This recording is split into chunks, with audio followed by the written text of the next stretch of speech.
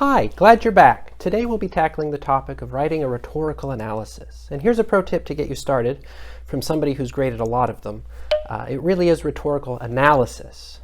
Analyzation just isn't a word.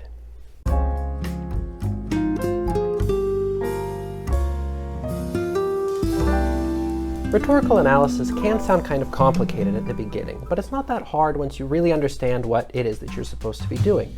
So in today's video, we're going to take the process of rhetorical analysis and break it down into some more manageable pieces to understand how it works. Sound good? Let's get to it. So if you're interested in a more in-depth look at rhetoric, there's a video up here that you can watch. Just as a review for today though, rhetoric is what we do when we're trying to get people on the same page. That is, to see a situation in the way that we see it, and to respond to it and act in the way that we think is best. So the first place to start with a rhetorical analysis paper is to find something to analyze. Now that could really be anything. It could be a text, it could be a poem, a song, a poster, a video, whatever it is that catches your attention and that was created by a particular person in order to get a particular audience on the same page. When it comes to rhetorical analysis then, your job is to explain how your rhetorical artifact works. Think of it this way: if you want to really understand how a toaster works, and provided you have an extra one of course, you could take it apart, look at the different pieces, lay them out, see how they fit together in order to make the toaster toast. That is an analytical process, and rhetorical analysis works in the same way. You take your chosen thing that you're analyzing, take it apart, look at its various pieces, see how they fit together to get the message across, and then draw conclusions about how that rhetorical artifact is working in order to get that audience on the same page. You don't need to uncover a deeper meaning, you don't need to do additional research, you don't need to get inside the author's head to see what they really meant. All you need to do is to look carefully at the thing you're analyzing and to explain to your reader how it works. It's a piece of cake.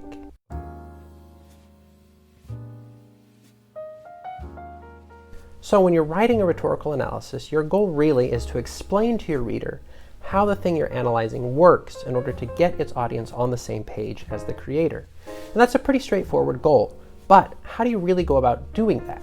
Of course, you'll want to start with a basic understanding of where the thing you're analyzing fits in the world, who created it, and why did they create it, what was their purpose or goal? And think really carefully about that purpose, right? Why does that thing really exist? I can't tell you how many times I've read a paper that says something like, this touching commercial produced by an insurance company shows a father watching his daughter grow up, and this was created with the purpose of helping people feel like family is important. Well, that might be true, but that's not really the insurance company's main goal. Their main goal, of course, is to sell insurance. You'll also want to have a sense of who the audience for the thing you're analyzing is, and, like with purpose, be as specific as possible. Now, you might be tempted to say that the audience for the trailer of a big superhero movie is everyone. But if you can notice obscure references in those trailers to the comic books, you can be pretty sure that those details aren't for everyone. Yes, those details are trying to get people to see the movie, but they aren't going to work on someone who doesn't know about the comic books and can't notice those details. And so a trailer like that is probably meant for devoted fans, not just everyone. The first step in gathering details is just to make a list of what you notice. What do you see? What do you hear? In all writing, but especially in rhetorical analysis, it's practically impossible to be too specific. So for example, don't just say that a music video is colorful. Identify the specific colors and talk about how they're related to each other. Are they similar? Do they contrast with each other? Are there specific words that get repeated over and over again? That might give you a clue about what's important in the thing you're analyzing. How many people or characters are there? Then as you identify details, your next job is to explain how they work together to help the creator to accomplish their purpose. Maybe you notice that there are a lot of bright colors in the thing you're analyzing, and you might suppose that those colors are meant to help the audience to feel cheerful and excited. But then think about, why would the creator want the audience to feel that way? Remember to tie your interpretations back to the overall main purpose of the thing you're analyzing. How do those details work together to help the creator to accomplish what they're trying to accomplish? When you interpret details, it might also be helpful to consider our old friends ethos, pathos, and logos. These classical rhetorical terms can be helpful in understanding what details are doing in a particular rhetorical artifact. Then when you have your details and interpretations, don't forget to justify them. How do you know, for example, that bright colors will help the audience to feel cheerful and excited? And more importantly, how do you know that that will help the creator to accomplish their goal? Remember, your job as a rhetorical analyst is not just to report on what you have found, but to explain to the reader how the rhetorical artifact works. There's a difference between reporting and explaining. So don't just show your reader what you know, help them to see how you know that it's true. These basic components of rhetorical analysis aren't really steps. You don't have to do them in a particular order, but an effective rhetorical analysis will contain all three: an identification of details, an interpretation of those details, and then a justification of that interpretation. It's also worth noting that this isn't a game of getting inside the creator's head to explain their original intent. All you have to work with is the thing that you're analyzing, not the creator's thoughts. And honestly, that's a good thing because the audience doesn't have access to the creator's thoughts either. So don't worry too much about whether or not the creator intended for a particular detail to have a particular effect on the audience. The fact is that if you can notice it, it's there, and it may very well be having an effect on the audience whether it was supposed to or not. If you've ever had somebody take something you said in the wrong way, then you know exactly what I'm talking about. So don't think that your job is to recreate the creator's original intent. Instead, you're really writing an analysis of what is there for the audience to see and how it might be affecting them, whether or not it was meant to be there. But enough talking in the abstract, let's see what this looks like in real life. So here's a short video that I found on the internet. Based on some light research, I understand that it's a trailer for a YouTube channel. That means we can have a pretty good idea of what its purpose is. It's meant to introduce people to the channel and perhaps to encourage them to watch more content or to subscribe. So with that purpose in mind, we can start looking for specific details or elements of this video that work together to help the creator to accomplish his purpose. That is, whenever we see something that catches our interest, we might ask, how does this part of the video help the creator to accomplish his purpose of encouraging people to subscribe to the channel? Now I know that optional assignments are as good as non-existent assignments, so I don't really expect you to analyze this video on your own. However, just to give you a sense of what rhetorical analysis looks like in practice, here are some examples of how you might tackle an analysis of different aspects of this video. Maybe when you watch this video, you're drawn to the fact that the Golden Skull character declares that viewers are really there for him and not for the person talking. Why, you might ask, would the creator cut himself out of his own video? How does this help him to accomplish his purposes? Well, after the skull introduces himself, he says, "Don't feel bad. He never has to know. Maybe we should check back in on him, though." This statement could be meant to help the viewer feel more invested in the argument that the video is making.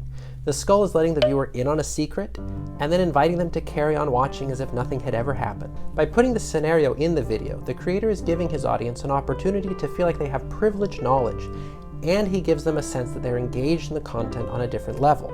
Because people are more inclined to be invested in something when they feel like they have special knowledge and a role to play, this move could be meant to get viewers to care and therefore to be more inclined to consume additional content in the future. Of course, you could also interpret the same details in a different way. The fact that the skull cuts in over the actual video sets up an expectation for viewers that other content on the channel will function in a similar way. That is, it's not just going to be a professor sitting in front of a green screen projecting old lecture slides and talking through the process in a dry way. Now, even if things don't get much more exciting than that, there's at least an interrupting skull bringing things back down to earth. By having the skull interrupt in the trailer, the creator helps viewers to understand a key part of the internal logic of the channel. Snarky skull comments are just a part of it. This isn't the place for monotonous explanations right out of the textbook. It's a place to talk about writing, but maybe also to have some fun with it. The structure of this video helps viewers to know what they're getting with the rest of the channel, and hopefully, that's a better option that will make them more likely to subscribe. Like I mentioned earlier, you can also start with an interpretation and then support that interpretation with details. Let's say you really want to understand this video, for example, in terms of ethos. Then you would start looking for details that work to help the viewer trust the creator and his argument. You could talk about how the person is dressed. How does a jacket and tie convey trust? How would that video be different if he dressed in an apron or in a dark suit with a red tie and an American flag pin? Push for specifics. What does a yellow tie say that a red tie doesn't? What if there were no tie at all? Of course, you could also look at the books on the shelves. There are poetry collections, books on writing and research and teaching. You can't know for sure, of course, that the creator has read them all, but they are there in the background and they could be meant to show that the things discussed on the channel are backed up by real knowledge and that they aren't, in fact, just things that the creator has made up out of his own head. Even the fact that the skull interrupts everything can be taken as a way of establishing trust between the audience and the creator. It's the skull who talks about the creator's credentials, and that's interesting because we don't generally like people who brag about what they've achieved. So to avoid that, the creator has put those points in the skull's mouth. Okay, so that's just a taste of what rhetorical analysis looks like in practice. If you'd like to see a more in-depth rhetorical analysis of that video, just let me know in the comments, and it's something we can do in the future, even maybe working it into something more like a formal paper. For now, though, I just want to give you a sense of what rhetorical analysis is all about. We've definitely covered a lot of ground today, but before we quit, here's a quick recap of what we've discussed. First, rhetoric is what we do when we're trying to get people on the same page. Analysis is what we do when we break something down into its smaller parts and explain how those pieces work together. Your purpose in writing a rhetorical analysis is to break an artifact down into its individual pieces and then to explain how those pieces work together to help the creator accomplish their rhetorical purpose. Finally, effective rhetorical analysis has three key components. They can happen in any order, but all three of them must occur. First, an identification of specific details. Second, a rhetorical interpretation of those details. And third, a justification showing how you know that your interpretation of those details is valid. Do all that, and you're well on your way to writing a very effective rhetorical analysis. Now, I've definitely said enough for today, so I'll wrap up here. If you have questions or if there's something you'd like me to discuss in a future video, leave it in the comments, and of course, if this video was helpful to you, give it a like and share it with a friend. And take care till next time.